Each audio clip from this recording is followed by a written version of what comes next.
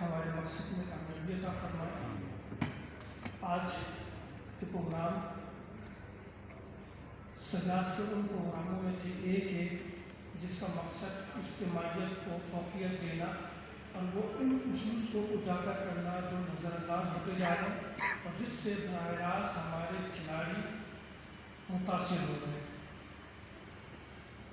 السلام علیکم، آپ سب کی آمد کا شکریہ۔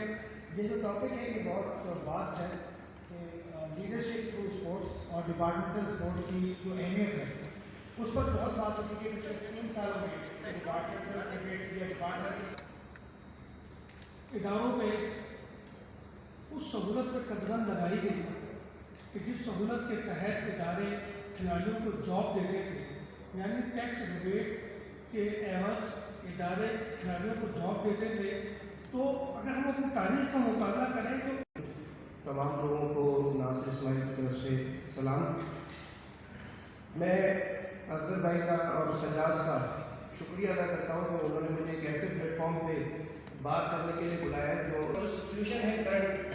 ہم نے کئی فورم کے اوپر بات کی، ہم نے پڑھا کہ جب آپ کی انٹرنیشنل لیول پہ یا ڈومیسٹک لیول کے اوپر فٹ بال نہیں ہو رہی ہے تو ہم پلیئروں کا بریڈ اینڈ بٹر کیوں جاری رکھیں۔ لیکن کافی ٹائم تک میں اپنے ڈپارٹمنٹ کا اپریشیٹ کروں گا کہ انہوں نے کافی ٹائم تک قاسم صاحب یہاں موجود ہیں کہ ہمارے پلیئروں کو، ہمارے آفیشلس کو ہمیں ڈومیسٹک سرکٹ میں انگیج رکھا۔ اور انفارچونیٹلی ہم کہیں گے ہم بدقسمت رہے کہ جب اقبال بھائی چلے گئے تو اس کے بعد کوئی اٹین کر سکتے ہمارے فٹ بال کو کنٹینیو کر سکتا۔ اب سچویشن یہ ہے کہ میں پھر اپنے ڈپارٹمنٹ کا شکریہ اس لیے ادا کروں گا کہ حالیہ پیش رفت یہ ہوئی ہے کہ ابھی آپ کو پوسٹ کر دیں، تو یہ ایک اچھا خوشائن بات ہے اور یہ بڑا اچھا اقدام ہے۔ ہمیں اس کو ہائی لائٹ کرنا چاہیے تاکہ دوسرے ڈپارٹمنٹ جس کے اندر جیسے کے پی ٹی نے ٹوٹل اپنی ٹیم بند کر دی ہے گی، ابھی تک ہماری ٹیم ٹوٹل بند ہو گئی ہے گی، اس کے علاوہ تقریباً 18 ڈپارٹمنٹ ایسے ہیں فٹ بال کے جو بند ہو چکے ہیں گے، ساتھ ہی ساتھ کے پی ٹی بھی سچویشن ہے۔ تو ابھی حالیہ پیش رفت ایسی بننی چاہیے فیوچر کے اندر کہ آپ کے ڈپارٹمنٹ کی اسپورٹس کل دوبارہ حکومت کوئی آتی ہے، کوئی پالیسی بناتی ہے، ڈپارٹمنٹ کو ختم کرتی ہے، اگر آپ کو فائنینشیل معاملات بھی اچھے ہوں گے اور وہ ایک ہیلدی اور اچھی اسٹینڈرڈ بھی لائیں۔